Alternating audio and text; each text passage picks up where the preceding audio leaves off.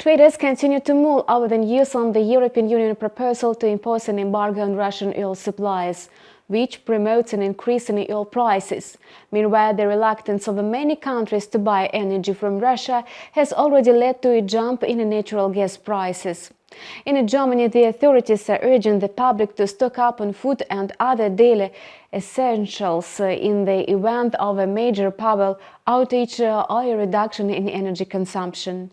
Some believe that the United States is quite independent from Russian suppliers. However, US natural gas prices surged to the highest level in more than 13 years in the face of a possible energy shortage, heralding another stage of a sharp acceleration in inflation.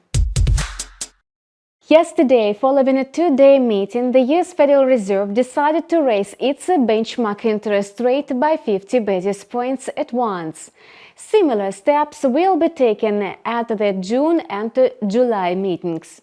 These measures are aimed at fighting against the record-high inflation in the United States, which accelerated to a 40-year high.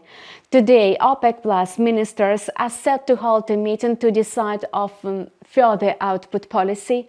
Most likely, the cartel will announce its readiness to replace Russian supplies and consider their prospects for the price movements amid reduced demand from China, the world's largest consumer of energy. Now let's take a look at the trading chart. Yesterday, Brent crude oil futures added more than 5%, which led to a breakout of the $110 per barrel level. Nevertheless, there have been no dramatic changes so far. All recent impulses fit into the pattern showing market cycles contraction. However, things may change if the quote is able to consolidate above the 115 level. In this case, the benchmark is likely to gain strong upside momentum, which will break the contraction pattern.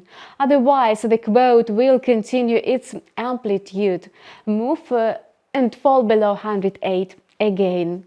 Meanwhile, the ruble continues to hit new highs. The dollar-ruble pair is drifting at a two-year low below the 66 mark. The ruble is overbought. However, with the restraining factors, it's rather difficult to predict fundamental changes in the current cycle. Sooner or later, the exchange rate will stabilize, and in this case, the dollar may well return above 80. Yesterday, gold prices returned to the area of $1,900 per troy ounce after Fed Chair Jerome Powell announced that the US Central Bank would keep making every effort to combat high inflation. At the same time, the head of the US regulator ruled out a 0.75% move higher in interest rates in the immediate future, and this news disappointed market participants and resulted in a weaker dollar. Against this background, gold futures moved from the stage of stagnation to correction and gained about 2%. Despite the current price change, market sentiment is still bearish. Therefore, one should not exclude a resumed downward movement followed by hitting a new local low. And that's all for now. We continue to learn developments on financial markets. Subscribe to our channel and follow news with us. See you soon.